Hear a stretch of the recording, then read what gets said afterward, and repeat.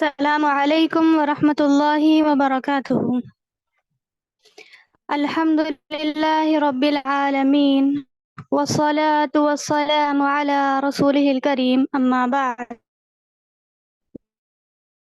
فقد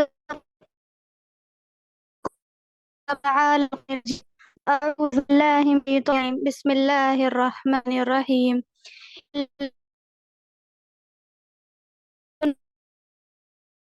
الا وانتم مسلمون۔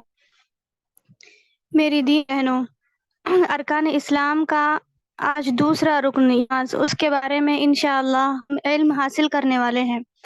لاسٹ دروس میں ہم نے توحید کے بارے میں سنا اور اس کی اہمیت کو جانا۔ توحید اگر کسی کے پاس نہیں ہوگی تو اس کی دوسری تمام عبادتوں کو بھی رد کرے گا، اور اسی طریقے سے اسلامی عمارت کی بنیاد کا اہم رکن ہے نماز۔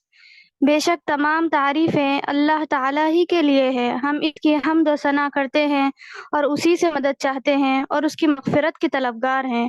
ہم اپنے نفسوں کے شر اور اپنے اعمال کی برائیوں سے اللہ کی پناہ مانگتے ہیں۔ جسے اللہ رب العالمین ہدایت دے اسے کوئی گمراہ نہیں کر سکتا، اسے اللہ تعالیٰ بھٹکا دے اسے کوئی راہ راست پر نہیں ڈال سکتا۔ میں گواہی دیتی ہوں کہ اللہ رب العالمین کے سوا کوئی عبادت کے لائق نہیں ہے، کوئی معبود برحق نہیں ہے، اور میں گواہی دیتی ہوں کہ محمد صلی اللہ علیہ وسلم اس کے بندے اور اس کے سچے رسول ہیں۔ حمد و ثنا اور درود و سلام کے بعد بے شک تمام باتوں سے سچی بات اللہ تعالیٰ کی کتاب ہے، اور تمام طریقوں سے بہترین طریقہ محمد صلی اللہ علیہ وسلم کا طریقہ ہے، اور تمام کاموں سے بدترین کام وہ ہے جو اللہ کے دین میں اپنی طرف سے نکالے جائے، اور ہر بدعت گمراہی ہے، اور ہر گمراہی کا انجام آخر کار جہنم کی آگ ہی ہے۔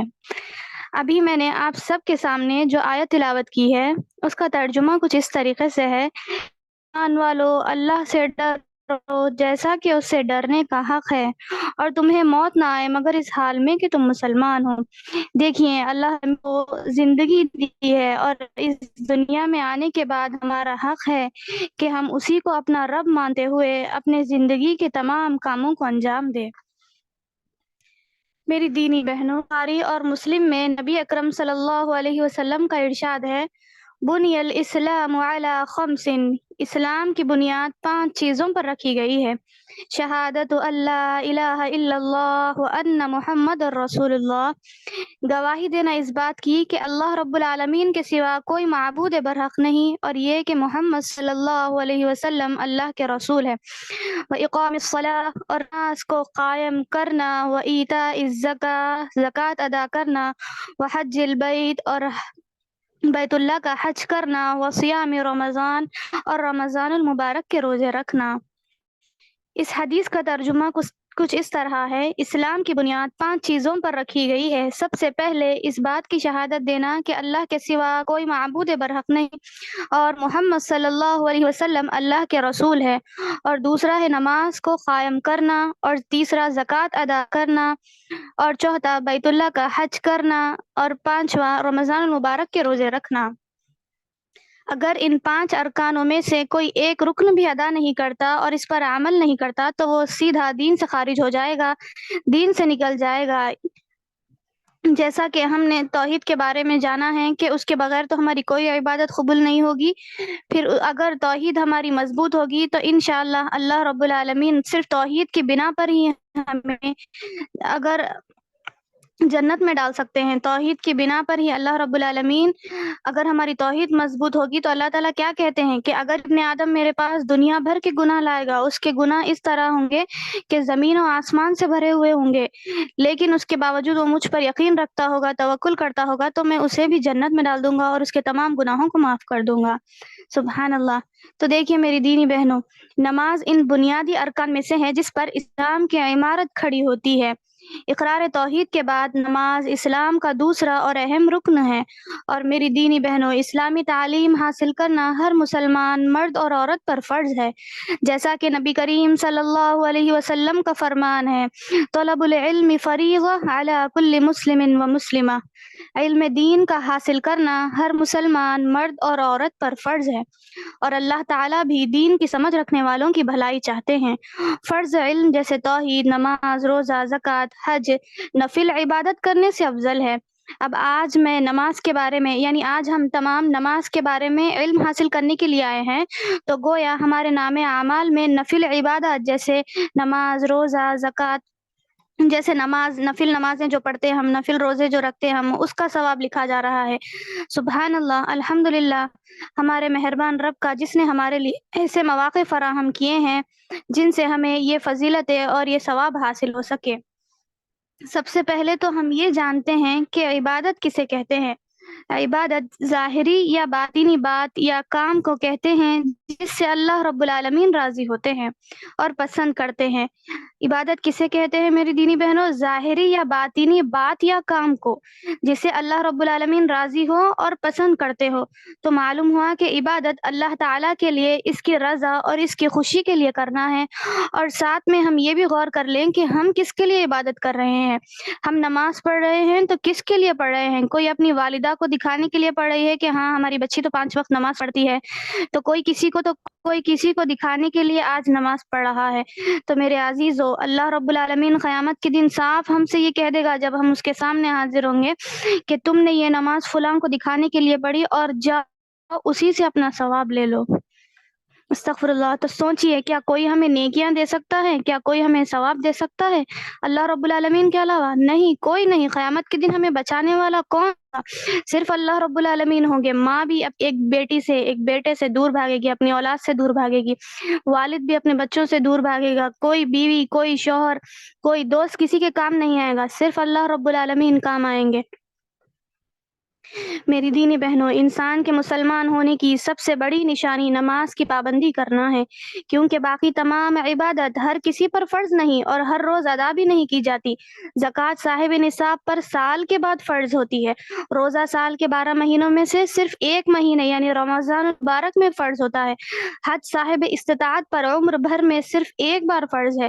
اس لیے یہ تمام عبادت مسلمان کی نشانی اور کھلی پہچان نہیں بن سکتی، لیکن نماز ایک ایسی عبادت ہے جو دن رات میں 5 مرتبہ فرض ہے، اور بیمار پر بھی فرض ہے، تندرست پر بھی فرض ہے، امیر پر بھی، غریب پر بھی، مسافر پر بھی، مقیم پر بھی، حاکم پر بھی، محکوم پر بھی، مرد پر بھی اور عورت پر بھی، حالت امن میں بھی اور حالت خوف میں بھی، جہاں تلواریں چل رہی ہو، تیروں کی بوچھاڑ ہو رہی ہو، بم برس رہے ہو، ایسے سنگین حالات میں بھی نماز کی چھٹی نہیں ہے میرے عزیزوں۔ اور ہمیں صحابہ کرام رضی اللہ عنہم اجمعین نے ہمارے لیے سبق چھوڑا ہے کہ انہوں نے دشمنوں کے درمیان میں بھی نماز کو ادا کیا۔ تو معلوم ہوا کہ ہمیں ہر حال میں نماز پڑھنی چاہیے۔ میری دینی بہنوں، آئیے قرآن و سنت کی روشنی میں خصوصیات نماز جانتے ہیں۔ نماز کو عربی میں الصلاۃ کہتے ہیں، جس کے معنی دعا کرنا، نماز پڑھنا ہے۔ نماز کا اصطلاحی معنی ایک مخصوص طریقے پر اللہ تعالیٰ کے لیے انجام دی جانے والی اس عبادت کا نام ہے جو مخصوص افعال و اقوال پر مشتمل ہوتی ہے، اور اس کا آغاز تکبیر تحریمہ سے ہوتا ہے اور اس کا اختتام سلام پر ہوتا ہے۔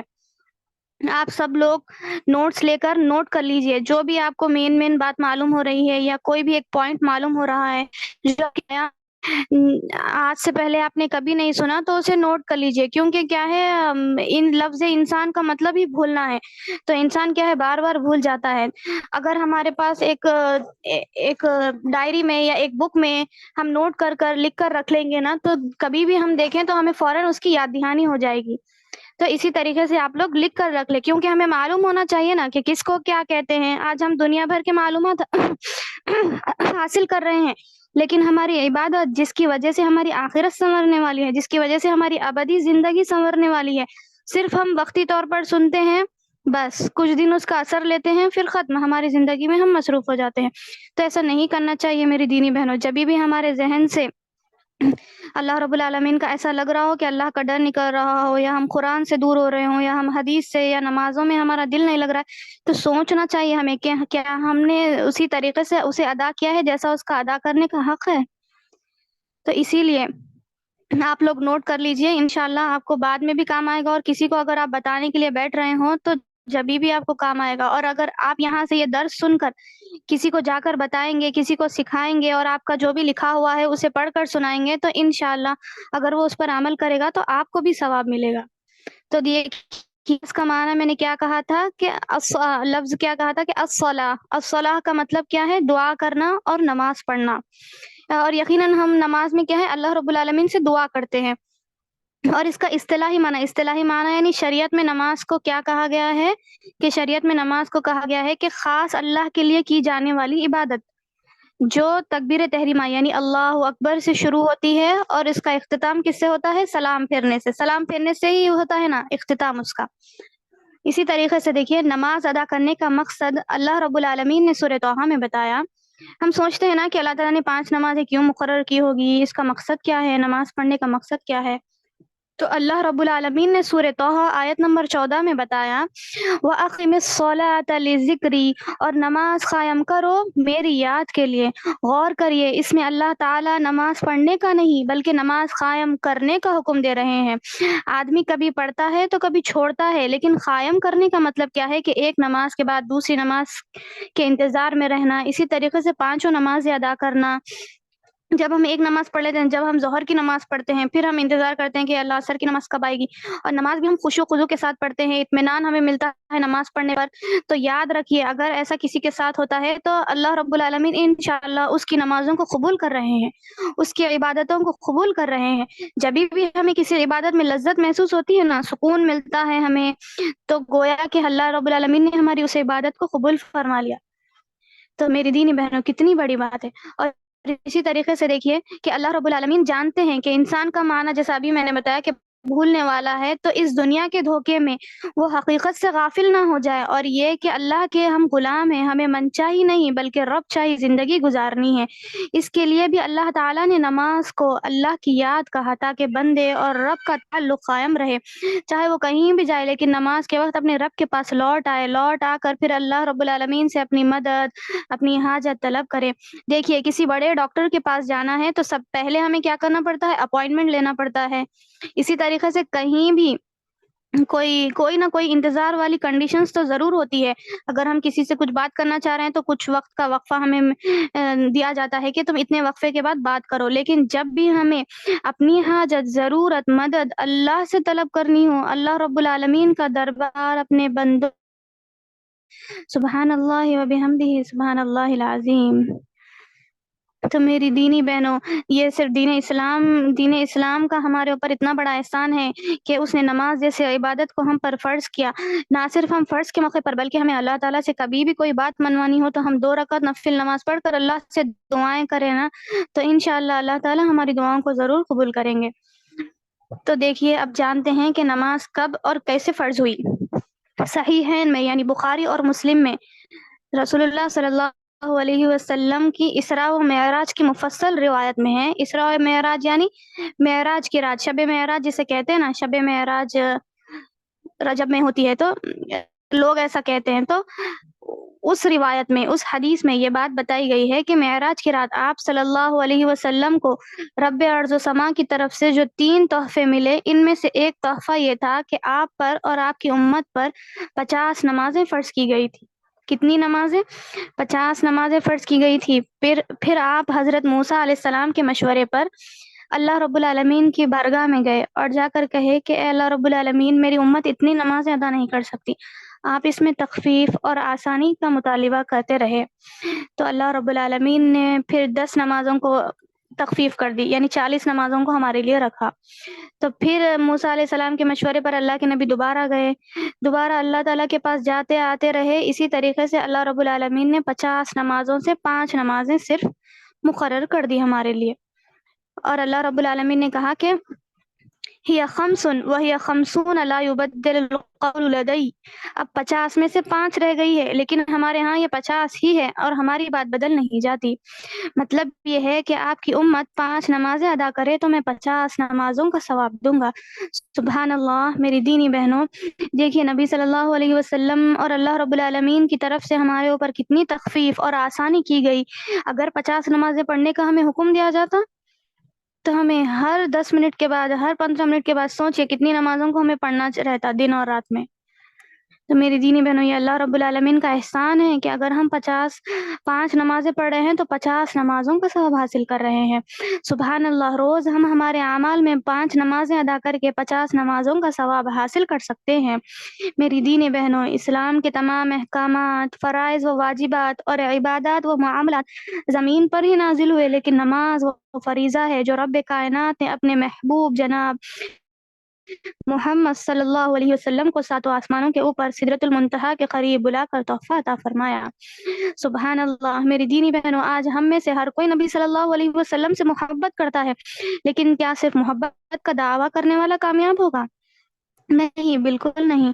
اگر یہ مثال ہم ہمارے گھر میں ہی دیکھ لیں، اگر ہم ہمارے امی سے بار بار کہیں کہ امی ہم آپ سے محبت کرتے ہیں، اور وہ کہہ رہی ہے کہ جاؤ ایک گلاس پانی لاؤ، پھر ہم کہتے ہیں کہ نہیں امی ہم آپ سے محبت کرتے ہیں، ایسے اگر 2-3 بار ہو جائے نا تو وہ چوتھی بار ہمیں ایک لگا کر دیتی ہے، اور کیا کہتی ہے، پانی لانے کے لیے کہا گیا ہے تو بار بار یہی کہہ رہی ہو، اگر سچی محبت کرتی تو اب تک لا کر دے دیتی۔ تو اب ہماری مثال آج یہی ہے، ہم صرف دعوے کرتے ہیں لیکن عمل کی بات آتی ہے تو کہاں کی رہتے ہیں۔ تو اسی طریقے سے ہمیں پکا اور سچا مسلمان بننا ہے، صرف زبانی مسلمان نہیں بلکہ عملی مسلمان بھی بننا ہے انشاءاللہ۔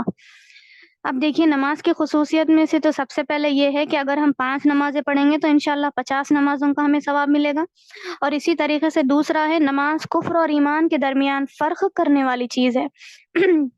مسلم شریف کی روایت ہیں، حضرت جابر رضی اللہ عنہ کہتے ہیں کہ رسول اللہ صلی اللہ علیہ وسلم نے فرمایا،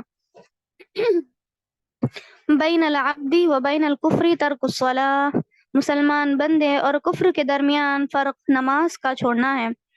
نماز رسول اللہ صلی اللہ علیہ وسلم کی وصیت ہے۔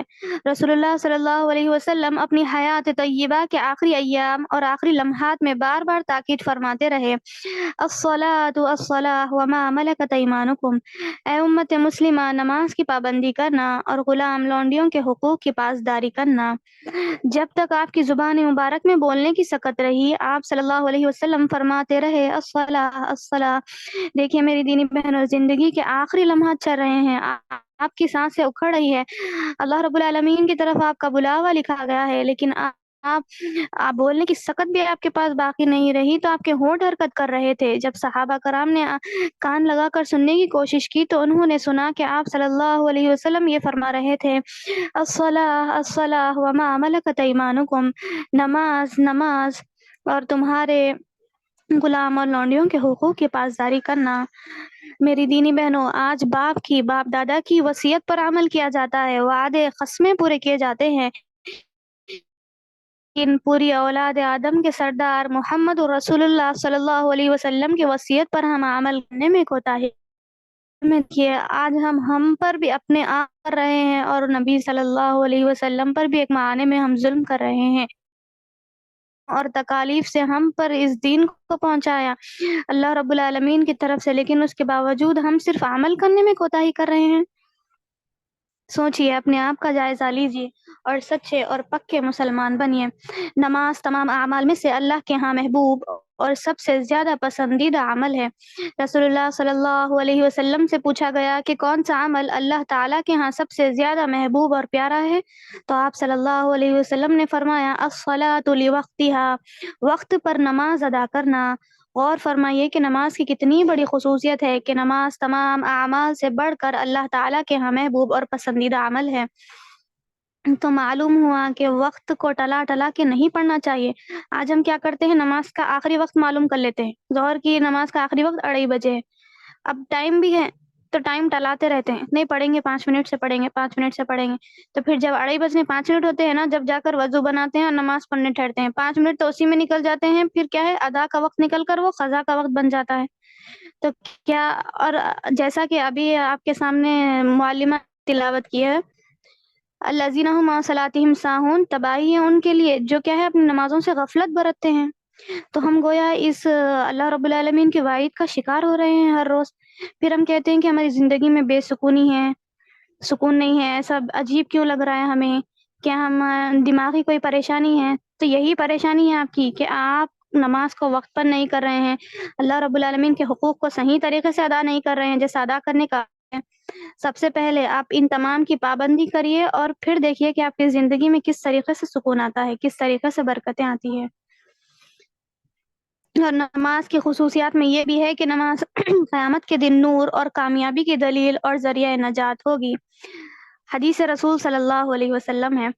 اور دیکھیے نماز کن کن پر فرض ہے، تو ہر عاقل اور بالغ مسلمان پر نماز فرض ہے، ٹھیک ہے نا۔ بالغ جب انسان ہوتا ہے 11 سال کی عمر میں یا 12 سال کی عمر میں لڑکیاں ہوتی ہے، اور لڑکوں کی عمر 15 سال 16 سال بتائی گئی ہے، تو اس کے بعد اس پر نماز فرض ہو جاتی ہے۔ ایک بھی نماز چھوڑنا اس کے لیے لازم نہیں ہے۔ ہم نے ابھی سنا ہے نا، نماز کی کسی بھی حالت میں چھٹی نہیں ہے، اور اللہ تعالیٰ نے یہ حکم دے کر ہمیں یعنی نماز کو نہیں چھوڑنا، یہ رخصت بھی دے دی ہے کہ اگر تم، یہ حدیث رسول ہے، ٹہر کر نماز نہیں پڑھ سکتے تو بیٹھ کر نماز پڑھو، بیٹھ کر نماز نہیں پڑھ سکتے تو لیٹ کر نماز پڑھو، لیٹ کر بھی نماز نہیں پڑھ سکتے تو اشارے کے ذریعے نماز پڑھو۔ دیکھیے امت مسلمہ کو اللہ تعالیٰ نے اتنی بڑی چھوٹ دی ہے، تو ہمیں اس کا فائدہ اٹھانا چاہیے۔ اللہ تعالیٰ نے جب ہمارے لیے اتنی رخصتیں رکھی ہے، تو پھر ہم کیوں نہ اللہ تعالیٰ کے لیے 5 نمازوں کی پابندی کریں۔ اب دیکھیے میری دینی بہنوں، ہر نماز سے پہلے وضو کرنا ضروری ہے۔ وضو شرط ہے، اس کے بغیر نماز قبول نہیں ہوتی۔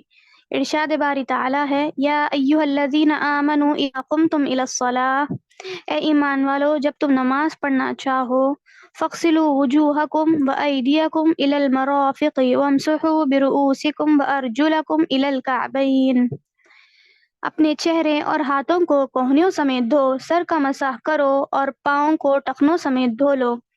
ارشاد نبوی صلی اللہ علیہ وسلم ہے، اگر کسی کا وضو نہ رہے تو جب تک وہ وضو نہ کر لے اس کی نماز قبول نہیں ہوتی۔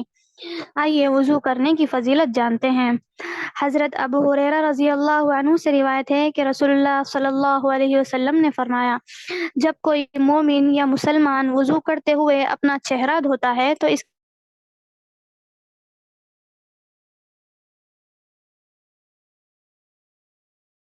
دھل جاتے ہیں، اور جب وہ اپنے ہاتھ دھوتا ہے تو ہاتھوں سے کیے ہوئے گناہ پانی کے ساتھ ہی یا آخری قطرے کے ساتھ ہی اتر جاتے ہیں، اور جب پاؤں دھوتا ہے تو پاؤں کے ساتھ سرزد ہونے والے صغیرہ گناہ جن کے لیے وہ چل کر گیا ہو پانی کے ساتھ ہی جاتے ہیں، حتیٰ کہ وہ صغیرہ گناہوں سے پاک ہو جاتا ہے۔ میری دینی بہنوں، کئی سارے لوگ جو معمولی سی سردی بناتے ہیں، حالانکہ دیکھیے ہمارے گناہ اس عمل سے جھڑ جاتے ہیں، اور اس کے ساتھ ہی نبی کریم صلی اللہ علیہ وسلم قیامت کے دن اپنی امت کو اس کے وضو کے اعضاء کے چمکنے کی وجہ سے ہی پہچانیں گے۔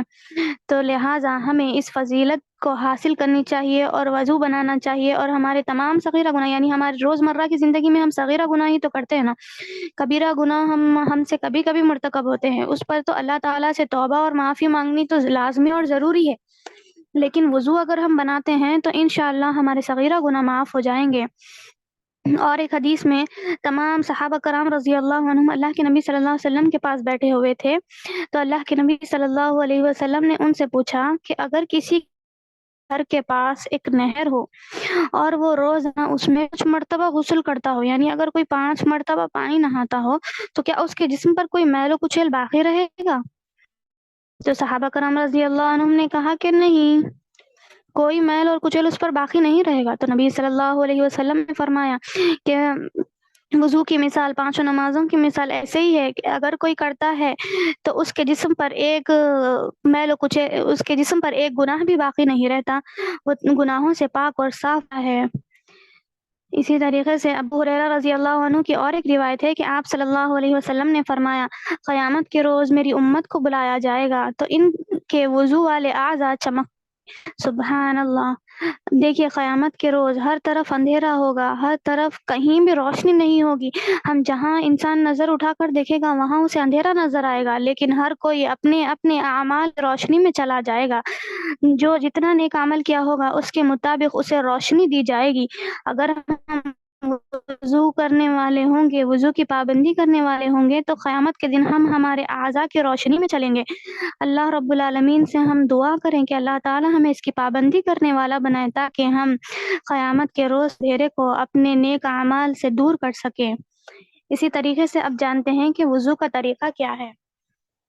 وضو کے لیے پانی کا طاہر اور مطہر ہونا ضروری ہے، یعنی وہ پانی پاک ہونا چاہیے اور دوسری چیزوں کو پاک کرنے کی صلاحیت رکھنے والا ہو، جیسا کہ عام پانی، خواہ وہ ٹیوب ویل، نل کے یا نہر کا ہو، اور سمندر کا پانی وغیرہ ہو، تو اس میں دونوں صلاحیتیں بھی موجود ہوتی اس سے وضو کرنا چاہیے، لیکن دودھ، شربت، لسی، نبیذ وغیرہ کے ساتھ وضو نہیں کر سکتے، کیونکہ یہ خود تو پاک ہے لیکن ان میں کسی دوسری چیز کو پاک کرنے کی صلاحیت موجود۔ اسی طریقے سے سب سے پہلے ہے کہ مسواک کرنا، وضو سے پہلے مسواک کرنا مستحب ہے، یہ نبی اکرم صلی اللہ علیہ وسلم کی محبوب سنت ہے۔ حضرت ابو ہریرہ رضی اللہ عنہ سے روایت ہے کہ رسول اللہ صلی اللہ علیہ وسلم نے فرمایا، اگر میں اپنی امت کے لیے مشکل نہ جانتا تو انہیں ہر نماز سے پہلے مسواک کرنے کا حکم دیتا۔ ام المومنین حضرت عائشہ صدیقہ رضی اللہ عنہا سے روایت ہے کہ رسول اللہ صلی اللہ علیہ وسلم نے فرمایا، مسواک منہ کی صفائی اور اللہ کی رضامندی کے حصول کا ذریعہ ہے۔ دیکھیے آج ہم مہنگے مہنگے ٹوتھ پیسٹ اور برشز استعمال کرتے ہیں، لیکن ہم سنت نبوی کو فالو نہیں کر سکتے ہیں۔ انشاءاللہ میرے دینی بہنوں، آج اور ابھی عہد کریں کہ ہم مسواک کو خریدیں گے، مسواک منگائیں گے اور روز وضو سے پہلے اس کا استعمال کریں گے اور نبی کریم صلی اللہ علیہ وسلم کی ایک سنت کو زندہ کریں گے انشاءاللہ۔ اور جو کرتے ہیں انہیں حدیث سے بھی فائدے معلوم ہوئے ہیں کہ مسواک کرنے سے منہ کی صفائی اور اللہ کی رضامندی کے حصول کا ذریعہ ہے، یعنی اگر ہم نماز پڑھ رہے ہیں تو اللہ رب العالمین ہمیں 90% ثواب دے رہے ہیں، سمجھیے ہمارے عمل کی وجہ سے ہمارے وضو میں کتنے مسٹیکس ہوئے وہ تو اللہ ہی کو معلوم ہوگا نا، تو اس کے حساب سے اللہ تعالیٰ ہمیں 90% ثواب دے رہے ہیں۔ اگر ہم مسواک بھی کر لیں گے تو انشاءاللہ اللہ تعالیٰ ہمیں 100% ثواب دیں گے، 100% ہمیں اللہ رب العالمین کی طرف سے ثواب دیا جائے گا، کیونکہ یہ اللہ کی رضامندی کے حصول کا ذریعہ ہے۔ اگر کوئی کسی سے راضی ہوتا ہے نا تو کسی کی چھوٹی موٹی بھی غلطی کو وہ معاف کر دیتا ہے، نہیں جانے تو چھوڑو، آج ہو گیا اس سے انشاءاللہ دوبارہ نہیں ہوگا، ایسا کہتے ہیں نا ہم بھی۔ تو اسی طریقے سے دیکھیے میری دینی بہنوں، جدید سائنس نے تحقیق سے ثابت کیا ہے کہ مسواک کے استعمال سے نہ صرف دماغ اور آنکھیں تیز ہوتی ہے بلکہ اطمینان قلب، مسوڑوں کی مضبوطی اور کھانا ہضم کرنے میں بھی مدد ملتی ہے۔ سبحان اللہ۔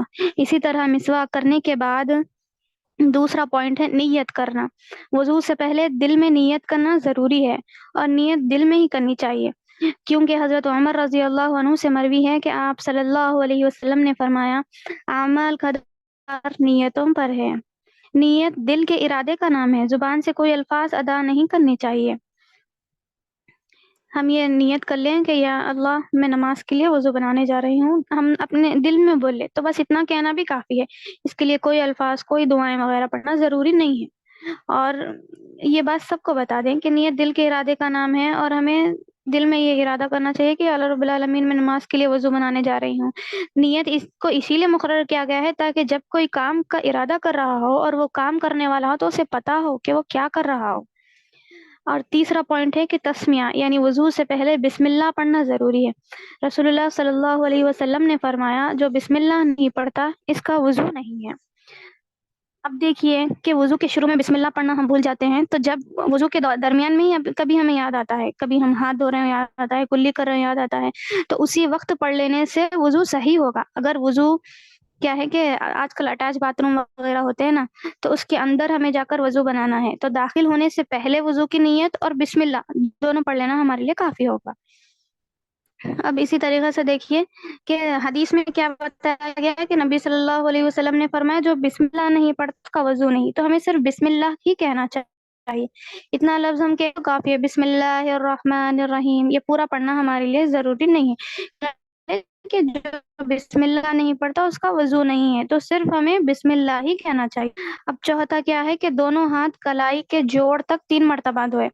کلائی کے پاس ہماری ایک ہڈی ہوتی ہے نا جوڑ، وہاں تک 3 مرتبہ دھونا چاہیے، اور انگلیاں جو ہیں ہمارے انگلیوں میں خلال کرنا چاہیے، اور ناخناں تو سبحان اللہ بڑھا کر رکھنی چاہیے، نہیں وضو کا پانی اس کے اندر نہیں جانا، بلکہ نہیں، بالکل نہیں، ہمارے ناخنوں کو، کیونکہ اللہ رب العالمین نے ہمیں اشرف المخلوقات بنایا ہے الحمدللہ، تو ہم انسانوں والی حرکتیں کریں، ایسی حرکتیں جو جانوروں سے مشابہت دے کر ہمارے لائق اور زیبا نہیں ہے، تو لہٰذا پاکی اور صفائی کا اہتمام کریں، اپنے ناخنوں کو اچھی طرح کٹ کر لیں، اور اگر تھوڑے بہت بڑھ جائیں تو یہ کوشش کریں کہ ان کے اندر پانی پہنچنا چاہیے، کیونکہ کیا ہے کہ وہ اگر ہم کر رہے ہوں کوئی بھی ناخن برابر جگہ بھی اگر خشک رہے نا تو اللہ کے دوبارہ کرنے کا حکم دیے تھے، اور اس پر وعید بھی ہے اگر وضو صحیح نہ کرتا ہو کوئی شخص تو اسی لیے لازمی اور ضروری ہے کہ ہم جب اللہ رب العالمین کے سامنے نماز کے لیے جا رہے ہوں تو مکمل پاک اور صفائی کا اہتمام کریں۔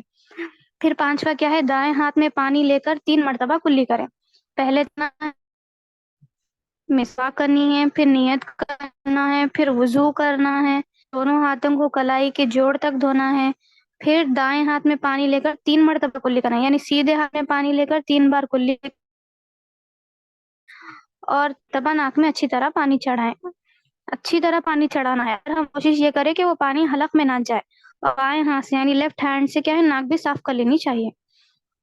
پھر 6واں کیا ہے کہ 3 مرتبہ چہرے کو پیشانی کے بالوں کی جڑوں سے لے کر ٹھوڑی کے نیچے تک، اور دائیں کان سے سیدھے کان سے لیفٹ والے کان تک اچھی طرح پانی کو پہنچانا چاہیے۔ چہرہ جب ہم دھوئیں نا تو اس طریقے سے پورا چہرہ اچھے سے دھوئیں، کانوں تک لے کر جائیں، اور ٹھوڑی کے نیچے بھی پانی ہمارا جانا چاہیے، اور اگر مرد ہو تو داڑھی کا خلال بھی کرنا چاہیے۔ پھر 7واں کیا ہے، دایاں بازو یعنی رائٹ ہینڈ کو کونیوں سمیت 3 بار دھوئے، پھر لیفٹ ہینڈ کو کونیوں سمیت 3 مرتبہ دھوئے۔ پھر 8واں دیکھیے، پھر ہاتھوں کو پانی سے تر کر کے یعنی کچا کر کے سر کا مسح کرے۔ سر کا مسح کس طرح کرنا چاہیے، دونوں ہاتھ سر کے اگلے حصے سے شروع کرے، ٹھیک ہے نا، سامنے والا حصہ ہوتا ہے نا، اس سے شروع کر کے پیچھے گدی تک لے جائیں، اور پھر گدی سے ہی یعنی پیچھے والے حصے سے ہی آگے لے آئے جہاں سے ہم نے مسح شروع کیا تھا، ٹھیک ہے۔ یہ وضو کا طریقہ نبی صلی اللہ علیہ وسلم کی حدیث سے ہی میں آپ سب کو بتا رہی ہوں، آگے لے کر آئیں۔ پھر 9واں کیا ہے، کانوں کا مسح اس طرح کرے کہ شہادت کی انگلیاں یعنی ہماری دونوں ہاتھوں کی شہادت کی انگلیاں دونوں کانوں کے سوراخوں میں ڈالے۔ داخل کرنے کے بعد پیچھے کا حصہ کیا ہے، صاف کرنے کے لیے انگوٹھے ہوتے ہیں نا، تو ہمارے انگوٹھوں کو کانوں کے اندر کانوں کے پیچھے کا اس سے مسح کرنا چاہیے، ایک ہی بار کیا جائے گا، ٹھیک ہے، 3 بار کرنے کی تو ضرورت نہیں ہے۔ اور دوسرا، کانوں کے مسح کے لیے نیا پانی لینا ضروری نہیں، بدن کا مسح کرنا کسی صحیح حدیث سے ثابت نہیں ہے، اس بارے میں جو روایت مشہور ہے ضعیف ہے، یعنی گھڑ لی گئی ہے، اور ہم نے پیچھے سنا ہے نا کہ اللہ کے نبی صلی اللہ علیہ وسلم کے آنے کے بعد دین کو مکمل کر دیا گیا ہے، اب اس میں کوئی بھی نئی بات ہم نکالیں گے تو وہ بدعت ہوگا۔ اور ہم نے ابھی سنا ہے کہ سر کا مسح کس طرح کرنا چاہیے، پہلے سر کا مسح کرنا چاہیے، پھر کانوں کا مسح کرنا چاہیے، اور اس میں اس بات کا ذکر نہیں کیا گیا۔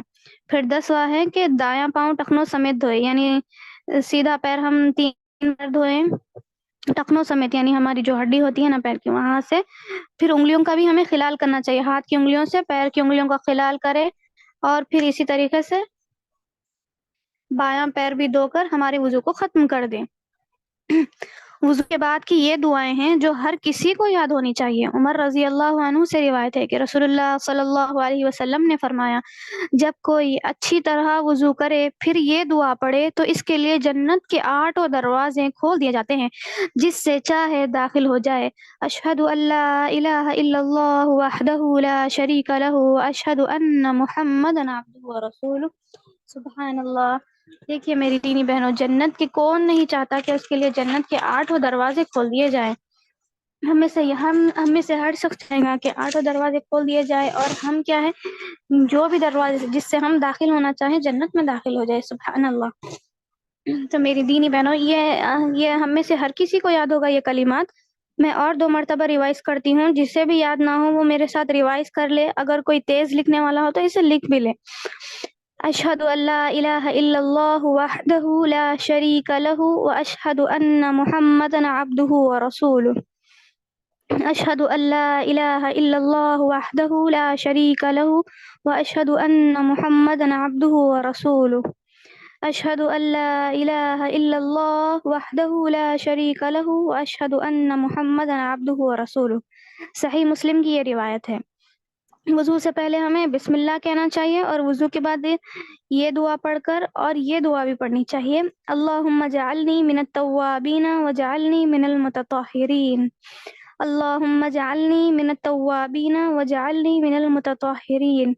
اللہم اجعلنی من التوابین وجعلنی من المتطہرین۔ اے اللہ مجھے توبہ کرنے والوں اور پاک صاف رہنے والوں میں سے کر دے، آمین۔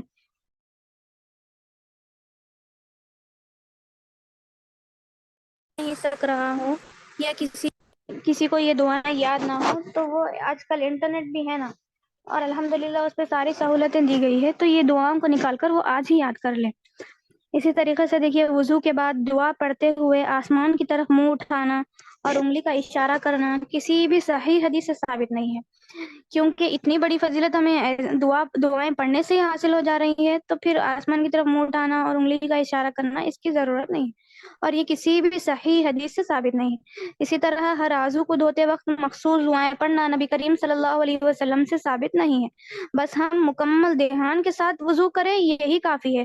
وضو سے پہلے بسم اللہ کہے اور وضو کے بعد کی دعاؤں کا اہتمام کرے تو انشاءاللہ ہمیں وضو کرنے کا ثواب مل جائے گا، کیونکہ آج ہم کس غفلت سے وضو بنا رہے ہیں۔ کلی کرتے ہیں، 3 مرتبہ ناک میں پانی چڑھاتے ہیں، پھر ہم چہرہ دھوتے ہیں، ہاتھ دھوتے ہیں، ہمیں یاد نہیں ہوتا کلی ہم نے کی نہیں کی، ہاتھ ہم نے دھوئے نہیں دھوئے، بسم اللہ ہم نے کہا تھا نہیں کہا تھا۔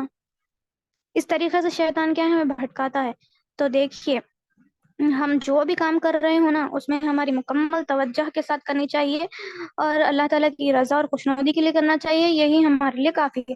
اور اگر ایسے شکوک و شبہات ہمارے پاس پیدا ہو رہے ہوں کہ ہم وضو بنا رہے ہوں اور ہم 50% ہم یہ سوچ رہے ہوں کہ نہیں میں نے کلی کی تھی، 50% یہ سوچ رہے ہیں کہ نہیں کی تھی، تو پھر ہمیں کیا کرنا چاہیے بولے تو پھر ہم یہ سوچنا چاہیے کہ اگر شک اور یقین دونوں میں برابری نہ ہو، شک اور یقین ہمارا زیادہ ہو، تو پھر گویا ہم کو اپنے وضو کو کنٹینیو رکھنا چاہیے۔ لیکن اگر شک بڑھ رہا ہے کہ نہیں میں نے اس کو چھوڑ دیا تھا، اس عمل کو چھوڑ دیا تھا، تو پھر دوبارہ سے وضو بنانا چاہیے۔ اور یاد رکھیے، تھرڈ والا پوائنٹ کیا ہے، دیکھیے کہ اگر کسی کا وضو نہ ٹوٹے تو وہ ایک وضو سے کئی نمازیں بھی ادا کر سکتا ہے۔ ٹھیک ہے، دین اسلام میں اللہ رب العالمین نے یہ آسانی رکھی ہے کہ اگر کسی کا وضو نہ ٹوٹے تو وہ ایک وضو سے کئی نمازوں کو بھی پڑھ سکتا ہے۔ بریدہ رضی اللہ عنہ سے روایت ہے کہ فتح مکہ کے دن رسول اللہ صلی اللہ علیہ وسلم نے کئی نمازیں ایک وضو سے پڑھی اور موزوں پر بھی مسح کیا، موزوں یعنی ساکس پر مسح کیا۔ تو حضرت عمر رضی اللہ عنہ نے کہا کہ اللہ کے رسول صلی اللہ علیہ وسلم، آج آپ نے وہ کام کیا جو آپ صلی اللہ علیہ وسلم یعنی جو آپ نے آج سے پہلے کبھی نہیں کیا تھا۔ تو آپ صلی اللہ علیہ وسلم نے فرمایا، اے عمر، میں نے ایسا جان بوجھ کر کیا تاکہ آپ کو اس کا جواز معلوم ہو سکے۔ اب دیکھیے میری دینی بہنوں، غسل وضو کرنے کے بعد ذہن میں آتا ہے نا کہ اسے تولیے سے ٹاول سے پانی کو پہنچے یا نہیں، تو ایسا کرنا جائز ہے، ہم کر بھی سکتے ہیں، اگر پہنچنا چاہ رہے ہیں تو پہنچ سکتے ہیں۔ آئیے غسل کے بارے میں تھوڑی معلومات حاصل کر لیتے ہیں کہ اسلام ہمیں اس بارے میں کیا حکم دیتا ہے۔ بعض لوگ کیا ہے، شرم کی وجہ سے ایسے مسائل پوچھنے سے کتراتے ہیں، جبکہ یہ صحیح نہیں ہے۔ ہمیں علم حاصل کرنے کے لیے ہر قسم کی معلومات کے متعلق پوچھنا ضروری ہے، ورنہ غلطی پر غلطی ہوتے رہے گی اور گناہ بھی کیا ہے، لازم ہو جائے گا۔ تو اس عمل سے بچنا چاہیے۔ ہمیں جب بھی موقع ملے، اگر کوئی بھی سوال ہو جس کے پوچھنے میں ہم جھجک رہے ہو یا شرم محسوس کر رہے ہو، تو اس چیز کو کیا ہے، بازو رکھنا چاہیے اور پہلے اس مسئلے کو دریافت کرنا چاہیے، کیونکہ غلطی پر غلطی ہوگی تو پھر کیا ہوگا، گناہ لازم آ جائے گا نا۔ گناہ سے بڑھ کے ہے کیا یہ چیز ہماری شرم؟ نہیں، بالکل بھی نہیں۔ اب دیکھیے غسل کن کن حالات میں کرنا چاہیے۔ اسلام قبول کرنے کے بعد غسل کرنا چاہیے، ٹھیک ہے، سب سے پہلے یعنی اگر کوئی مسلمان ہو رہا ہے تو اسے غسل کروانا چاہیے۔ دوسرا، جب مرد عورت ہم بستری کریں۔ تیسرا، احتلام ہو تو بھی غسل فرض ہو جاتا ہے، یعنی کوئی خواب میں کیا ہے، شہوانی خیالات کسی کے پاس آ رہے ہوں، یا خواب میں کوئی حرکت دیکھ رہا ہو، پھر اس کی طرف سے کیا ہے، اس سے احتلام ہو رہا ہو، تو غسل پھر فرض ہو جاتا ہے۔ پھر چوتھا کیا ہے، جمعہ کے دن غسل کرنا ضروری ہے، ٹھیک ہے، ہر جمعہ کے دن اسے کرنا چاہیے ہمیں، تاکہ ہم نبی صلی اللہ علیہ وسلم کی سنت پر عمل ہو اور اس کا ثواب ہمیں مل سکے۔ اور پانچواں، جو شخص میت کو نہلائے تو اس سے بھی غسل کرنا چاہیے۔ چھٹواں کیا ہے، احرام باندھتے وقت غسل کرنا چاہیے۔ اور ساتواں، عورت کو یعنی اذیت ماہانہ پیریڈز جو آتے ہیں منتھلی، اور نفاس کے بعد، نفاس یعنی جب بیبی بورن ہوتا ہے تو 40 ڈیز کیا ہے، خون جاری ہوتا ہے، تو اس پر بھی غسل کرنا کیا ہے، فرض ہے، یعنی اس کی پاکی کے بعد، حیض پیریڈ سے پاکی کے بعد اور نفاس سے پاکی کے بعد غسل کرنا فرض ہے۔ پانی میں فضول خرچی نہیں کرنی چاہیے۔ غسل کے درمیان کیا کیا باتوں کا ہمیں لحاظ رکھنا چاہیے، دیکھیے کہ پانی میں فضول خرچی نہ کرے، برہنہ ہو کر پانی میں داخل نہ ہو، نہاتے وقت کیا ہے، پردہ کر لے، ٹھیک ہے، پورے ننگے ہو کر نہیں نہانا چاہیے برہنہ ہو کر، بلکہ پردہ کرنا چاہیے، تھوڑے جسم کے تھوڑے حصوں پر پردہ ڈال کر۔ وہ اب جس کی سہولت سے جو جیسا کر سکتے ہیں ویسا کرے۔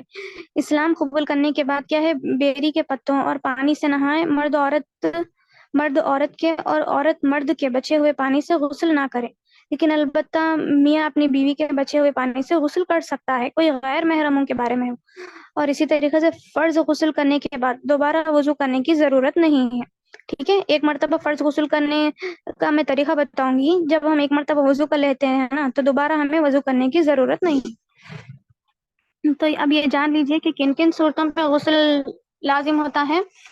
اسلام قبول کرنے کے بعد غسل کرنا چاہیے جب مرد اور عورت ہم بستری کرے، احتلام ہو تو، جمعہ کے دن، اور جو شخص میت کو نہلائے، اور احرام باندھتے وقت، اور پیریڈز اور نفاس سے پاکی کے وقت۔ ان کنڈیشنز میں ہمیں غسل فرض ہو جاتا ہے، غسل کرنا ضروری ہے۔ میری دینی بہنوں، آئیے اب جانتے ہیں غسل کا طریقہ کیا ہے۔ دل میں پاکی کی نیت کرنا، کوئی بھی نیک عمل کرنے سے پہلے نیت ضروری ہے۔ اور دوسرا ہے کہ حمام میں داخل ہونے سے پہلے دعا پڑھنی چاہیے، بسم اللہ اعوذ باللہ من الخبث والخبائث۔ داخل ہونے سے پہلے ہی ہم یہ پڑھ لیں کافی ہے۔ حمام میں جانے کے بعد ہم پیریڈ سے پاکی کی دعائیں پڑھ کے بکیٹ میں پھونک کے وہ پانی لے کر جا رہے ہیں، کیا کوئی حمام میں قرآن وغیرہ لکھ جاتا ہے؟ کیا کوئی حمام میں کیا قرآن آیت کے پیپرز وغیرہ لکھ جاتا ہے؟ نہیں نا، نہیں لکھ جاتے ہم۔ تو بالکل اسی طریقے سے کوئی بھی ایسا عمل نہیں کرنا چاہیے۔ اگر ہم پانی پر پڑھ کر پھونکتے ہیں تو وہ پانی کیا ہے، پڑا ہوا ہو جاتا ہے، یعنی اس میں قرآن کی آیتیں یا دعائیں وغیرہ پڑھتے ہیں، تب اسے جا کر ہم حمام میں استعمال کرتے ہیں تو سوچیں کتنی بڑی بے ادبی ہوگی۔ تو اسی لیے بسم اللہ پڑھ لینا کافی ہے غسل سے پہلے، اور اس کے علاوہ کوئی دعائیں نہ پڑھے۔ داخل ہونے سے پہلے بسم اللہ پڑھے اور داخل ہو جائیں، انشاءاللہ یہ ہمارے لیے کافی ہو جائے گا۔ اور اسی طریقے سے برتن میں ہاتھ ڈالنے سے پہلے ہاتھوں کو 3 مرتبہ دھوئے، یعنی ہم نہانا شروع کرنے سے پہلے 3 بار دھو لیں، اور اس کے بعد بایاں ہاتھ ہرگز پانی میں نہ ڈالیں، یعنی لیفٹ ہینڈ نہیں ڈالنا چاہیے، یوز نہیں کرنا چاہیے۔ پانی دائیں ہاتھ سے لینا چاہیے، پھر بائیں ہاتھ سے اپنی شرمگاہ اور نجاست کو دھوئیں، پھر بائیں ہاتھ کو اچھی طرح صابن سے دھو ڈالیں، یعنی ہاتھ دھوئیں پہلے 3 بار، پھر اس کے بعد اپنی شرمگاہ کو صاف کریں، پھر ہاتھوں کو اپنی اچھی طرح صابن سے دھو لیں۔ پھر اسی طرح اب وضو کرنا چاہیے اس پوائنٹ پہ، جس طرح نماز کے لیے وضو کیا جاتا ہے، جیسا کہ ہم نے وضو کا طریقہ کچھ دیر پہلے سنا ہے۔ اور اپنے بال جب کھلے ہوتے ہیں تب انگلیوں سے سر کا مسح کرتے وقت بالوں میں اچھی طرح خلال کریں، پھر تمام بدن پر پانی بہائے، پہلے دائیں طرف یعنی رائٹ پارٹ سے سٹارٹ کریں اور پھر لیفٹ پارٹ۔ پھر پورا غسل ہمارا ہو جانے کے بعد، یعنی ہم نہا لینے کے بعد میں دونوں پیروں کو 3 مرتبہ دھوئے، اور انگلیوں میں خلال بھی کرنا چاہیے، اور جہاں غسل کیا ہے وہاں سے ہٹ کر پیر دھونا سنت ہے۔ ٹھیک ہے، وہاں سے تھوڑا ہٹ کر پیر دھونا سنت ہے۔ اب ہم اگر تھوڑا ہٹ کر بھی پیر دھو لیں گے تو ایک سنت کا انشاءاللہ ہمیں ثواب مل جائے گا۔ تو ایسی چھوٹی چھوٹی سنتیں جو روزمرہ کی زندگی میں ہم کئی مرتبہ اس کا ثواب لے سکتے ہیں، تو یہ اس کے معلوم ہونے پر کرنا چاہیے۔ غسل کے طریقے میں کیا ہے، نیت کرنا ہے، بسم اللہ پڑھنا ہے، پھر ہمارے ہاتھوں کو 3 مرتبہ دھونا ہے، پھر نجاست کو صاف کرنا ہے شرمگاہ سے، پھر اپنے ہاتھوں کو دھو کر وضو کرنا ہے، پھر وضو کر لینے کے بعد میں اپنا جو بھی پروسیس ہے غسل پانی نہانے کا وہ پورا کر لینے کے بعد میں تھوڑا اس جگہ سے ہٹ کر اپنے دونوں پیر کو دھونا چاہیے۔ غسل کا یہ صحیح طریقہ جو سنت سے ثابت ہے یہ ہے، اور انشاءاللہ ہم آج سے اسی طریقے پر عمل کریں۔ امید ہے کہ آپ سب کو سمجھ آیا ہوگا، اگر نہیں آیا ہے تو پوچھ لیجئے۔ آپ جانتے ہیں ہم نواقض وضو کیا ہے، کن چیزوں سے وضو ٹوٹ جاتا ہے؟ بول و براس یعنی یورین موشن سے وضو ٹوٹ جاتا ہے، اور یہ ہم سب جانتے ہیں۔ اسی طریقے سے منی یعنی شوہر اور بیوی کے ملنے کے بعد بھی غسل لازم ہو جاتا ہے، غسل کرنا ضروری ہے۔ اسی طریقے سے مزی یعنی سیکشولی خیالات جو آتے ہیں، شہوانی خیالات جو آتے ہیں، اس کے بعد اگر کوئی چیز ہمارے یہاں سے ڈسچارج ہو رہی ہو تبھی بھی ہمیں غسل کرنا چاہیے۔ اور اس کے بعد دیکھیں، یہ نواقض وضو بتا رہی ہوں میں، نواقض وضو۔ اب منی کے بعد تو ہمیں کیا ہے، غسل کرنا لازمی ہے، پھر ساتھ ہی میں ہم وضو بنا کر نماز پڑھنی چاہیے، پھر اسی طریقے سے مزید جو میں نے ابھی کہا ہے، پھر ودی یعنی رطوبت، جو عورتوں کو کیا وائٹ ڈسچارج زیادہ ہوتا ہے، ایسا شکایت رہتی ہے کسی کی، اور ہوا یعنی کہ کسی کو ریح خارج ہو رہی ہو، فاٹ آ رہا ہو، تو پھر انہیں بھی کیا ہے وضو کر کے ہی نماز کو پڑھنا چاہیے۔ پھر دوسرا کیا ہے، نواقض وضو یعنی وضو جن چیزوں سے ٹوٹتا ہے اس میں دوسری قسم کیا ہے؟ گہری نیند سو جانے سے، ٹھیک ہے نا۔ نبی صلی اللہ علیہ وسلم نے فرمایا کہ وضو ٹوٹ جاتا ہے، لیکن اگر گہری نیند یا ثقیل نہ ہو، مثلا نماز کا انتظار کرتے کرتے صرف ہم اونگ رہے ہوں، اونگ جائے، تو اس سے وضو نہیں ٹوٹتا، ٹھیک ہے نا۔ گہری نیند سونے سے ہی وضو ٹوٹتا ہے۔ اور تیسرا والا کیا ہے؟ جنون، بے ہوشی یا نشے کی حالت میں وضو باقی نہیں رہتا۔ چوتھا، کپڑے کے بغیر شرمگاہ کو ہاتھ لگنے سے وضو ٹوٹ جاتا ہے، ٹھیک ہے۔ کپڑا اگر درمیان میں حائل نہ ہو اور ہاتھ لگ جائے تو وضو ٹوٹ جاتا ہے۔ نبی اکرم صلی اللہ علیہ وسلم نے فرمایا، جب تم میں سے کوئی شخص اپنی شرمگاہ کو چھوئے اور درمیان میں کوئی چیز حائل نہ ہو تو اسے چاہیے کہ وضو کرے۔ اور دیکھیے کہ ہمارے ہاں بچے، چھوٹے بچے شرارت میں اپنا پینٹ یا شلوار وغیرہ نہیں پہنتے ہیں، تو محض دیکھنے سے یا نظر پڑ جانے پر وضو نہیں ٹوٹتا، دیکھیے چھونے سے وضو ٹوٹ جاتا ہے۔ اور یہاں تک چھوٹی گئی ہے کہ علامہ صالح العثیمین سے یہ فتویٰ پوچھا گیا کہ بار بار عورتوں کو اس کی ضرورت پیش آتی ہے، یعنی کسی کے کئی بچے ہوتے ہیں، وہ بار بار انہیں صاف کرنا ہوتا ہے، وہ اپنے بچے کی صفائی کے لیے کیا ہے، شرمگاہ کو ہاتھ لگاتی ہے، تو کیا وہ ہر بار نیا وضو کرے گی؟ تو انہوں نے کہا کہ شہوت کے ساتھ ہاتھ لگائے گی تو وضو ٹوٹ جائے گا، اور اگر شہوت سے نہ لگائے تو وضو نہیں ٹوٹے گا، اور یہ ممکن نہیں ہے کہ کوئی اپنے بچے کو اس طریقے سے ہاتھ لگائے۔ تو لہٰذا وہ دوبارہ نیا وضو کر کے نماز اسے پڑھنے کی کوئی حاجت نہیں ہے، کیونکہ نبی صلی اللہ علیہ وسلم سے ایسے مرد کے بارے میں پوچھا گیا جو نماز میں اپنے اعلی تناسل یعنی شرمگاہ کو ہاتھ لگا بیٹھا، یعنی غفلت میں ہاتھ لگا بیٹھا، تو کیا اس پر وضو ہے؟ تو آپ صلی اللہ علیہ وسلم نے فرمایا، نہیں، بلا شبہ وہ تمہارے جسم کا حصہ ہے، یعنی غلطی سے ٹچ ہو جائے تو وضو کی ضرورت نہیں ہے، یا صفائی کی پاکی کی غرض سے ہم ٹچ کر دیں تو اس پر بھی وضو نہیں ہے، اگر شہوت سے چھوئے تو وضو لازم ہو جائے گا۔ اور پانچواں ہے کہ اونٹ کا گوشت کھانے سے وضو ٹوٹ جاتا ہے۔ آگ پر پکی تمام چیزیں ہم کھا لیں، وضو نہیں ٹوٹتا، لیکن اونٹ کا گوشت کھانے سے نبی صلی اللہ علیہ وسلم کا فرمان ہے، صحیح مسلم کی روایت۔ اور چھٹواں ہے حیض اور نفاس، استحاضہ اور لیکوریا سے بھی وضو ختم ہو جاتا ہے۔ حیض یعنی کہ پیریڈز اگر ہمارے ختم ہو جائیں تو ہم غسل کر کے وضو بناتے ہیں نا، تو اسی کی مثال دی جا رہی ہے۔ نفاس، جو عورتوں کو 40 ڈیز جو ہوتا ہے خون نکلتا ہے، پھر اس کے بعد وہ پاکی حاصل کرتی ہے تو اس کے بعد بھی اسے وضو بنانا چاہیے۔ پھر استحاضہ یعنی استحاضہ کسی کو شکایت ہے، پیریڈز کیا ہے دن سے کئی بڑھ کے ہوتے ہیں اسے، اب 7 ڈیز کسی کو ہوتا ہے تو پھر کسی بیماری کی وجہ سے ہمیشہ نارمل ہوتا ہے 7 ڈیز میں وہ پاک ہو جاتی ہے، لیکن اس کے بعد کیا ہے کسی کو 9 ڈیز ہو رہا ہو، 7 میں ہمیشہ ختم ہوتا تھا لیکن 9 ڈیز ہو رہا ہو تو تب کیا کرے گی وہ؟ تو 7 ڈیز میں وہ غسل کر لے گی، لیکن جو 3 ڈیز میں جو اس کا بلڈ آ رہا ہے نا اس کو، تو وہ حیض کا پیریڈز کا خون نہیں ہوگا، وہ استحاضہ کا خون کہلائے گا۔ استحاضہ یعنی ایک بیماری ہے وہ، تو تب وہ کیا کرے گی، وہ جو بھی یوز کر رہی ہو کپڑا وغیرہ اسے چینج کر کے وضو کر کے پھر نماز پڑھے گی، ٹھیک ہے نا۔ نماز اس حالت میں بھی معاف نہیں ہے، کیونکہ میں ابھی آگے آپ کو ایک مثال دیتی ہوں۔ اور لیکوریا سے بھی یعنی کہ جو ڈسچارج وغیرہ ہوتا ہے وہی ڈسچارج پانی کی طرح، تو اس سے بھی وضو ختم ہو جاتا ہے، ٹھیک ہے۔ وضو بنا کر ہم نماز پڑھیں گے، اس کے لیے غسل کرنے کی ہمیں کوئی ضرورت نہیں ہے۔ اب دیکھیے جنہیں فاٹ یعنی ریح کی پرابلم ہو رہی ہو، ہوا بار بار خارج ہوتی ہو، یعنی وہ وضو بنا کے آئے، آتے ہی پھر انہیں محسوس ہو رہا ہے کہ ہوا ان کی خارج ہو گئی، یا اسی طریقے سے کئی مسئلوں میں کسی کو بیماری ہوتی ہے، یا سلسلہ البول یعنی مثانوں کی کمزوری، شوگر، ذیابیطس کے پیشنٹس کو کیا ہوتا ہے کہ بار بار یورین کے خطرے آتے رہتے ہیں، اور وہ دائمی مریض ہو تو اس کے لیے نماز کے واسطے ایک مرتبہ وضو کر لینا کافی ہے۔ البتہ ایسا شخص کوئی کپڑا وغیرہ رکھ لے شرمگاہ کے قریب، نماز سے پہلے اسے نکالے، طہارت حاصل کرے اور وضو بنا کے نماز پڑھ لے، لیکن اس بھی حالت میں نماز نہ چھوڑے۔ ارے ابھی میں وضو بنا کے آئی، ہوا خارج ہو گئی، اب جانے دو، اگلی نماز پڑھ لوں گی میں، تو ایسا کہنا درست نہیں ہے، کیونکہ اگر کسی کی بیماری ہو یہ تو اللہ تعالیٰ نے یہ چھوٹ دی ہے کہ اس کی نماز ہو جائے گی اسی وضو سے۔ اور اسی طریقے سے ابھی میں جو مسئلہ بیان کر رہی تھی کہ 3 یا 6 یا کسی کے 7 دن میں پاک ہو جاتی ہو کوئی عورت، غسل کر کے اسے نماز پڑھنی، پاک ہونے کے بعد نہیں، اگر وہ پاک ہونے کے بعد اگر وہ کیا ہے انتظار کر رہی ہے، رک رہی ہے اور 3 دن ویٹ کر رہی ہے، تو ایسے ہی رکنا اس کے لیے جائز نہیں ہے۔ اگر مدت سے زیادہ خون آئے تو وہ استحاضہ کا خون ہوگا۔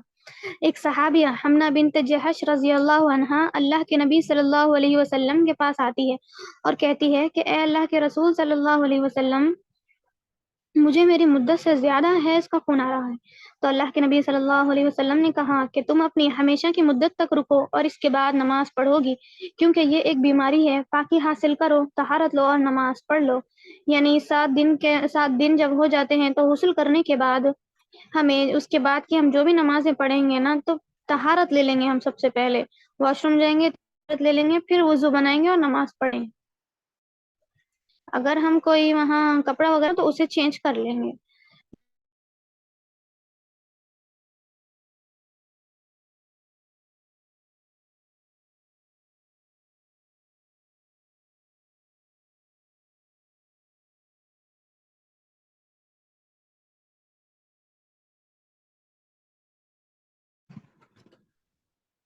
اب دیکھیے، جن میں وضو یا غسل کی طاقت نہ ہو، یعنی پانی کے استعمال سے سخت نقصان کا اندیشہ ہو، یا پانی نہ ملے، یا بیماری بڑھ جائے، تو اللہ رب العالمین نے امت محمدیہ پر یہ احسان کیا کہ اگر نماز کا وقت ہو جائے یا ہونے کے قریب ہو تو ان وجوہات کی وجہ سے تب وہ تیمم کر سکتا ہے مٹی سے۔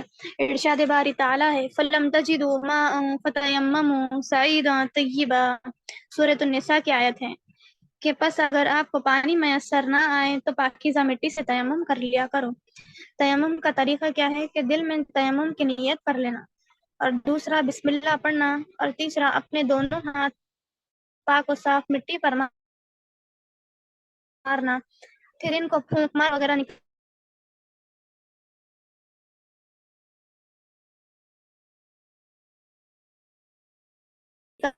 لینا اور اپنے چہرے پر ملنا ہے۔ پھر دونوں ہاتھوں کو ایک دوسرے کی پشت کلائی کے جوڑ تک ملانا ہے، یعنی جو وضو میں ہم سٹارٹنگ کس طریقے سے کرتے ہیں، اپنی جوڑ تک ہاتھ دھوتے ہیں نا، تو اسی طریقے پہ وہاں تک مٹی ہمیں ملنی چاہیے۔ تیمم چونکہ وضو کے قائم مقام ہوتا ہے، لہٰذا تیمم کے ساتھ ہر وہ عبادت کرنا جائز ہے جو وضو اور غسل کے ساتھ جائز ہے۔ اب دیکھیے بعض لوگ کیسا وضو تیمم کرتے ہیں کہ وہ جس طرح وضو کرتے ہیں نا، کلی کرتے ہیں، ناک میں پانی چڑھاتے ہیں، اس طریقے کے پورا پورا وضو بناتے ہیں، کس میں؟ تیمم میں، جو کہ جائز نہیں ہے۔ طریقہ اصل کیا ہے کہ دل میں تیمم کی نیت کرنا، اور دیکھنے والے بھی ہنستے ہیں اگر دیوار سے وہ وضو کر رہے ہیں یا مٹی لے کر رہے ہیں، ارے یہ کیا، یہ تو نل ہی نہیں ہے، پانی کہاں سے آ رہا، پوچھنے والے۔ تو جیسا سنت کا طریقہ ہے نا، اس پر عمل کرنا چاہیے، دل میں تیمم کی نیت کرنا چاہیے اور بسم اللہ پڑھنا چاہیے، اور اپنے دونوں ہاتھ پاک و صاف مٹی پر مار کے سب سے پہلے تو چہرے پر ملنا چاہیے اور پھر ہاتھ دھونے چاہیے۔ اب دیکھیے کہ اگر تیمم کن چیزوں سے ٹوٹتا ہے، تو میں نے کہا کہ وضو سے ٹوٹ جاتا ہے، کیونکہ تیمم وضو کے قائم مقام ہوتا ہے۔ اسی طریقے سے پانی اگر مل جاتا ہے اور وہ اس کے استعمال پر قادر ہو تو پھر اسے کیا ہے، پانی کا استعمال شروع کرنا چاہیے۔ اور یہ اللہ رب العالمین کا بہت ہی بڑا احسان ہے کہ اللہ رب العالمین نے امت محمدیہ کو یہ اپارچونٹی دی، یعنی امت محمدیہ پر یہ احسان کیا کہ اللہ تعالیٰ نے کہ اگر وہ بیمار ہو، وضو نہیں بنا سکتا، تو وہ مٹی سے تیمم کر لے۔ قربان جائیں ہم اس رب العالمین، اس مہربان رب پر جس نے ہمارے لیے اتنی ساری آسانیاں فراہم کی۔ سبحان اللہ۔ دیکھیے میری دینی بہنوں، پانی کا مل جانا یا اس کے استعمال پر قادر ہونا، جیسا میں ابھی کہی ہوں کہ اس کے بعد تیمم کرنا جائز ہے۔ تیمم یعنی اس پر ختم ہو جائے گا، پھر ہمیں کیا ہے، وضو بنانا جائز ہے۔ پھر دیکھیے ایک مسئلہ، اب سردی کے دن آ رہے ہیں تو کسی کو کیا ہے، کیلشیم کی کمی کی وجہ سے ایک پیر میں درد ہوتا ہے، اور اگر وہ پاؤں دھو لے تو اس سے بھی تکلیف ہوتی ہے، یا پھر ہم کہیں جا رہے ہوں جہاں ساکس پہننا لازمی ہے، تو ہمارے دین میں یہ بھی چھوٹ دی گئی ہے کہ ہم وضو بنا کے ساکس پہن لیں۔ اور جو مقیم ہو، یعنی دور دراز کا سفر نہ کرنے والا ہو، تو پھر وہ 1 دن اور 1 رات ساکس پر سے مسح کر سکتا ہے، یعنی ہم وضو کر کے ساکس پہنتے ہیں، پھر اس کے بعد اگر ہم کہیں جائیں پھر ہمیں وہاں وضو کی حاجت ہو تو وضو بنا لیں اور ساکس پر مسح کر لیں۔ ٹھیک ہے، مسح کیسا کریں گے؟ تو انگلیوں سے، یعنی پیر کی انگلیوں سے شروع کریں گے اور پیر کے سامنے والے حصے تک ہی کریں گے، یعنی انگلیوں سے سیدھا سامنے کی طرف کھینچ لیں گے، بس یہی کافی ہے۔ اسی طریقے سے جو مسافر ہو وہ 3 دن اور 3 راتوں تک مسح کر سکتا ہے، جیسا ہم نے پچھلی حدیث میں سنا ہے نا کہ فتح مکہ کے دن نبی صلی اللہ علیہ وسلم نے ایک وضو سے کئی نمازیں کی اور آپ نے جرابوں پر یعنی ساکسوں پر مسح بھی کیا۔ اسی طریقے سے ساکس پر مسح کرنے کی مدت یہ ہے کہ میاں بیوی جب مل لے یا پیریڈز آ جائے یا ساکس اگر اتار دے تب مسح باطل ہو جاتا ہے، یعنی تب مسح ٹوٹ جاتا ہے۔ اللہ ہمیں دین کی صحیح سمجھ عطا فرمائے اور عمل کرنے والا۔ آمین۔ اور اللہ سے دعا ہے کہ اللہ رب العالمین ہماری کوششوں کو قبول فرمائے اور ہماری غلطیوں کو معاف فرمائے اور صحیح قرآن و سنت پر عمل کرنے والا بنائے. آمین. السلام علیکم ورحمۃ اللہ وبرکاتہ. وعلیکم السلام ورحمۃ اللہ وبرکاتہ. جزاکم اللہ خیرا کثیرا. ماشاء اللہ سسٹر خدیجہ فاطمہ صاحبہ نے بہت اچھے سے بیان کرا نماز کا. آج کا جو ہمارا ٹاپک تھا، امید کرتی ہوں آپ سسٹرز کو اچھے سے سمجھ آیا ہوگا. الحمدللہ نماز کی اہمیت، وضو کا طریقہ اور اس سے متعلق حدیث، بہت کچھ آج الحمدللہ ہم لوگوں نے سیکھا، اور کس طرح سے نماز کی ہمیں پابندی کرنی چاہیے وہ بھی آج ہم نے یہاں پر جانا. اللہ تعالیٰ سے دعا ہے کہ اللہ تعالیٰ ہم تمام کو نماز کا پابند بنائے، اس کے وقت پر ادا کرنے کی اللہ تعالیٰ ہم تمام کو توفیق عطا کرے. آمین یا رب العالمین. اب آپ سسٹرز میں سے جو لوگ آج کے درس سے متعلق اپنے ریویوز شیئر کرنا چاہتے ہیں، شیئر کر سکتی ہیں مائک آن کر کے.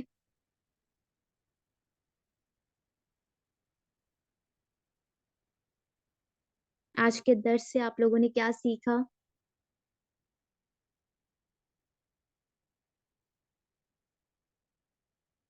چیٹ باکس میں بھی آپ لوگ اپنے ریویوز سینڈ کر سکتے ہیں.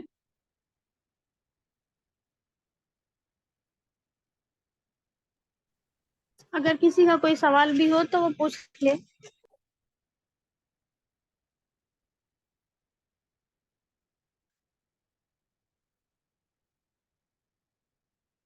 کسی کا اگر کوئی سوال ہے آج کے درس سے متعلق تو پوچھ لیں.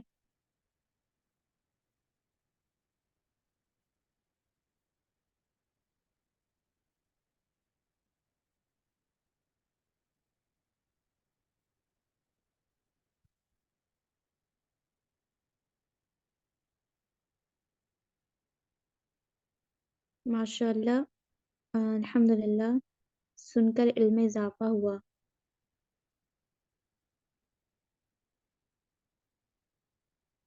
سسٹر کا سوال ہے، وامٹنگ سے کیا وضو ٹوٹتا ہے؟ Sister Khadija please answer. Vomiting سے یعنی خے سے یا پھر نقصیر جو ناک میں سے کسی کو خون نکلتا ہے پھوٹتا ہے گرمی کی وجہ سے، تو اس سے کیا ہے وضو ہمارا نہیں ٹوٹتا. اسی طریقے سے زیادہ ہنسنے ہمارا وضو نہیں ٹوٹتا ہے. اور نبی صلی اللہ علیہ وسلم نے جتنی چیزیں ہمیں حدیث میں بتائی ہے، جیسا کہ یورین سے، موشن سے یا مزی منی سے، میاں بیوی کے ملنے سے جو خارج ہوتا ہے، تو جو خارج ہونے والی چیزیں ہیں صرف انہی سے وضو ٹوٹتا ہے، ان جگہوں سے. اور اس کے علاوہ اگر کسی کے باڈی سے کوئی چیز ریلیز ہو رہی ہو، نکل رہی ہو، جیسے وامٹنگ ہوتی ہو، تو اس سے وضو نہیں ٹوٹتا.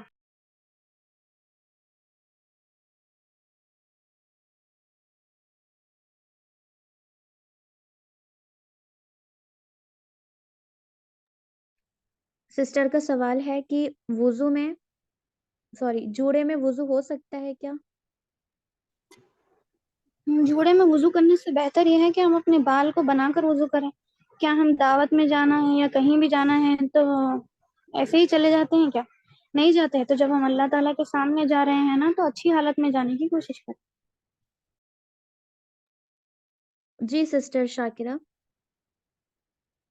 بولیں.